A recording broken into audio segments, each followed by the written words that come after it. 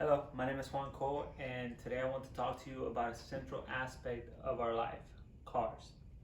What do you believe is the largest contributor to greenhouse gases in the United States?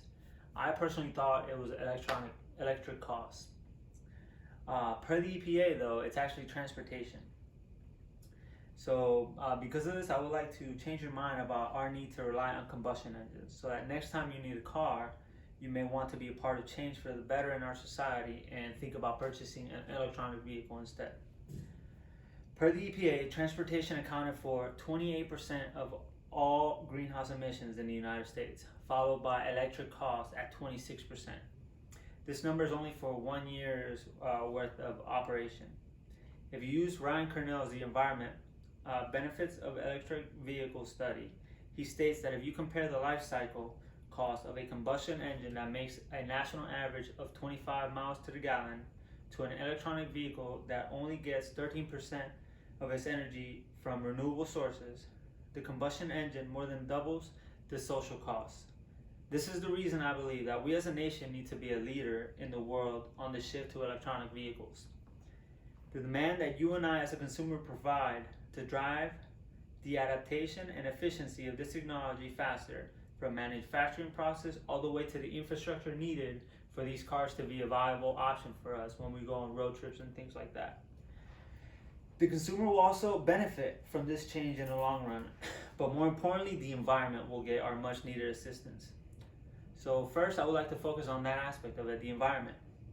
According to the Atmospheric Environment by Weber J. Requa, 30% of nitrogen oxides, which form smog, and 14% of CO2, which are the cause of rising temperatures around the world, are both caused from our methods of transportations. Carbon dioxide, although it is naturally occurring, is released in excess because we drill for it. Once we drill, that's like that would have never have been released, so it becomes an overabundance of it in our atmosphere. You as a consumer drive this by the demand you apply to the cycle, but you can stop it by adopting change. As stated in Ryan Kernell's thesis, the environmental benefits of electronic vehicle study, electronic vehicles are 100% zero exhaust emissions. This does come with a caveat though. The source of energy is not clean. Most of our electronic grid in the United States uses some form of fossil fuel. Also, as stated in Recycling by Tobias Elbert, battery production and recycling are both in a primal state at the moment, but they do have many advances to come. Although this is the case, electronic vehicles are still responsible for less lifetime emission to our environment than combustion engines. This is why I believe, although the system is not yet optimized, we can still do our part by helping curb greenhouse gas emissions and be a part of the solution. Secondly, I would like to point out the big problem, which is adopting this technology faster, which is the lack of infrastructure and also some of the technological shortfalls that we still have with batteries and the charging capabilities that they need. How can I ask you to consider this switch if we do not discuss this aspect? Currently, Tesla is leading the way on electronic vehicle, and even they suffer from these shortfalls.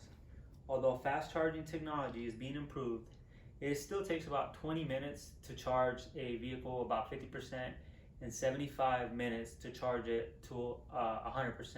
And this comes from, this information comes straight from the Tesla website.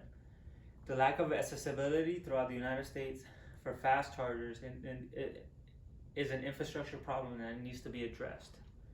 But with all the other major manufacturers finally joining Tesla and adopting change to electric vehicles by making formidable competitors, all of these issues will start to diminish. Our contribution to this will be the demand. Per the Atmospheric Environment by Weber J. Requa, the United States only accounted for 0.7% of the market share of electronic vehicles on the road. Once companies see the demand for these vehicles rise, they will commit more heavily, just like they committed to fossil fuels more heavily when the demand rose.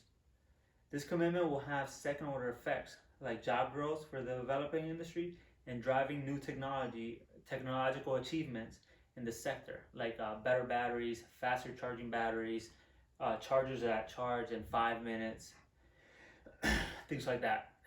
Before I conclude my speech, I want to briefly touch on the financial benefits from switching to electronic vehicles.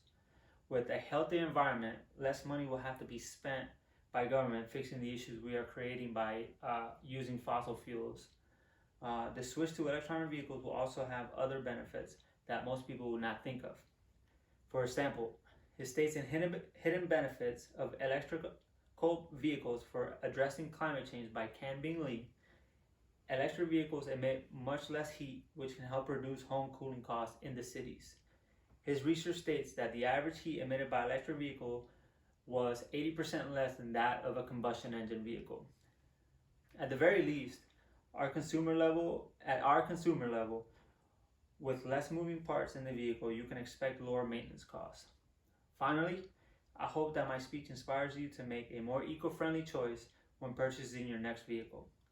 And I would like to just leave you with a small question to consider.